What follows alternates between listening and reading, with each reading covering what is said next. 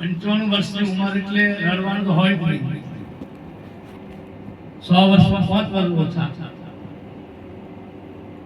આની પાછળ ભજન અને સત્સંગ હોય.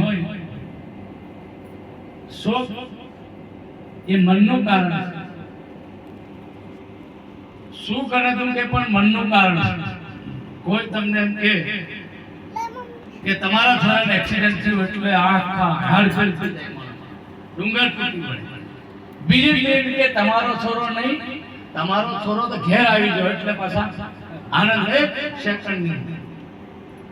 આ મનનું કારણ છે. અને જગતમાં એમ આપ્યું છે કે મનને માર્યા પછી તમે કોઈ પણ વસ્તુ પ્રાપ્ત કરી શકો. જ્યાં લગી મન નહીં મરે ત્યાં લગી તમે ધારેલું નિશાન સિદ્ધ નહીં કરો. અને એટલા માટે મનને મારવું હોય તો એની ઉપર આપણે બેસી જવું પડે. જેમ ગાડી લાયા, ગાડી ખોંધે નહીં લાવી, ગાડી ઉપર આપણે બેસવાનું, પછી અહીંથી ગુંદી પહોંચી જવાય. ઘોડો લાયો, ઘોડો કઈ ખોંધેલો થોડો કે ઘોડા ઉપર બેસવાનું, પછી એવાય આપણે કેમ જાય સદાશિવાય. પણ આ ઘણા ઘોડા ખાધા એમ બેહી નીવાય રાખે, હેરાન થાય. એ બાજુ અવાજ નહીં કરતા, બાકીનું ઈશારે બતાવી તમારે જે મોટું હોય. ભજન એ આત્માનો આહાર છે. હું ઘણી જગ્યાએ ભજન કહું છું કે જેના ઘરમાં 12 મહિને ભજન નથી થતા, કોઈ સંતના પગલા નહીં પડે, ભગતના પગલા નહીં પડે, એ શમશાન જેવું ઘર છે. સંપત્તિ ગમે એટલી હોય ને સાહેબ, સંપત્તિએ જો સુખ મળ્યું હોત તો માલદાર લોકો તમને મને હાથ જોડે, નાગા બાવન હાથ જોડે, આવા સંતોને હાથ જોડે નહીં જોડે. સંપત્તિ એ દુઃખ, અને દુઃખનું મોટું કારણ હોય તો સુખ. એટલે નરસિંહ મહેતા એવું કીધું કે મને તું દુઃખ આપ, મારે સુખ જોઈતું નથી. આપણે સુખ માંગીએ. સુખ માંગવા માટે અનેક ઉપાયો કરવા મળ્યા. 3-4 માળના બંગલા બનાવ્યા. હવે એસી આવી ગયું, ટીવી આવી ગયું. આ બધું હોય, લાઈટ હોય, ટીવી હોય, તમારી ફ્રીજ હોય, પંખા હોય, બધું જ હોય, પણ લાઈટ જ નહીં હોય તો પછી આ રડવા દે. એના કરતા સંસ્કૃત કવિ સાહેબ કીધું કે કુદરત જે તમને બતાવે એ પ્રમાણે. અને એના કારણે આપણા સંસારમાં એક મોત આવે એટલે બધા એમ કે મોત થઈ ગયું, મોત થઈ ગયું. હમણાં અમે કુવાભાઈના ગમીરસિંહ સાહેબ મને 6ઠા હાથમાં ભણાવેલા, એ મને મળવા આવે. ખેતરમાં 10 વાગે 10:30 ઈવાય મને મળવા આવે છે. ગાડી બધી ઉતરે છે, ઘેરથી ફોન આવ્યો કે પેલો મરી ગયો. હવે જોવાન 50 વર્ષની ઉંમરનો ભાઈ શેરડીનું કામ કરતો, કાલે ઘણી વાર અને આજે 10 મિનિટ પહેલા હુમલો થયો, એના દવાખાનું લઈ જતા, ટીમકી જતા એમ નહીં. હવે દુનિયાને એવું કે ખરાબ ખરાબ એક વસ્તુ નક્કી છે, હું હોય કે આ બધા બેઠેલા એક દાડો મરવાનો તો નક્કી છે. બીજું આગળ પાછું થાય, ભણવાનું 5 દાડા આગળ પાછું થાય, નોકરી 5 દાડા આગળ પાછું થાય, તમને મિલકત વસાવવાનો સમય આગળ પાછો થાય, પણ મોત કોઈ જગ્યાએ લેવા જવાની તમને હોતું આવે. બાકીની વસ્તુ આપણે લેવા જવું પડે, નોકરી હોદવા જવું પડે, બીજું બધું કરવું પડે, પણ મોત તમને મને હોતું આવે. બોલા પાવડે પાણી વાળનારું મને સેન્ટીનું કામ કરનારું બેઠાડું તો નહીં, પાછું બોલી નહોતું. કાલ 10:30 વાગે લઈ ગઈ. એટલે મોતને કોઈ જગ્યાએ લેવા જવું નથી. મોત તમને હોતું ગમે એટલા હંતાઈ જાય,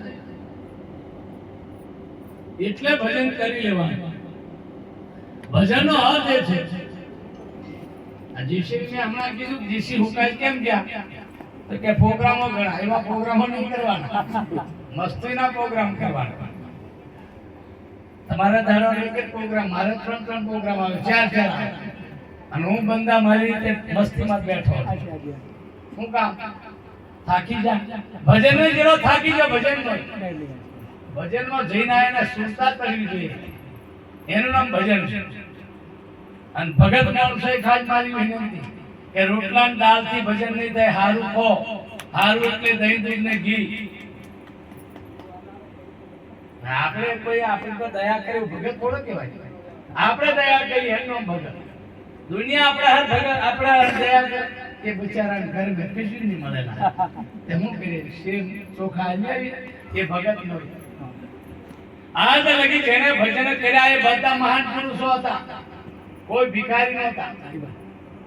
પણ આપણે શું કહીએ કે અમે ભગત મોણો. અરે ભગત એટલે હું કઈ કાયર?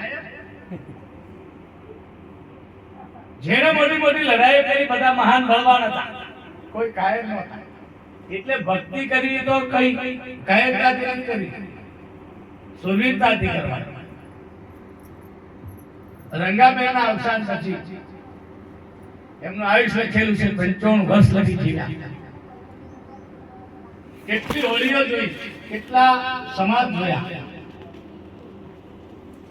અને આપણે હમણાં સદાશિવભાઈ હું દરેક ભજનો કહેતો કે તમે ભણ્યા ને હોય ચાલશે, તમને ભજન નહીં આવડે તો ચાલશે, પણ 2 ભાઈ હોય 3 ભાઈ હોય ભેગા રહો. આટલું શીખી લો. અડધો પકડા તો આપણો હમત હતો. આ તો ભાઈ ભાઈ ને બને. જેવો પહેર્યો નથી બાપ પહેરતો છોરો છૂટો જુદો થઈ જુદો જુદો. સંપત્તિ કઈ જાય? સંપત્તિ હમત હતી. પેલા જમાનામાં હતું 15 માણો એક ટેબલે ખાતા. ભોપત કાળુ ને ઘેર જોઈ આવો ખણપાટ 45 માણસ 50 માણસ નું ટોળું હવે આજે ખાય. આ તો દેરાણી જેઠાણીઓ ભરવામથી ઊંચીઓ જ નહીં આવે. હું ઘણી જગ્યાએ છું, એનું ઠોબરું એક હોય ને એ પેલે નહીં આવે. દેરાણી પેલે નહીં આવે. આ મને હાથ પિયર નથી ભાષણ લાગી ડોલ હોય દેગડું હોય એ બળવા પાડે. આ સંખણીઓ ભેગીઓ થાય કે સમાજ નહીં થાય. સમાજ કરવો હોય બધી સતીનારી સમજણી આપણું જતું કરો, કોઈનું લેશે નહીં.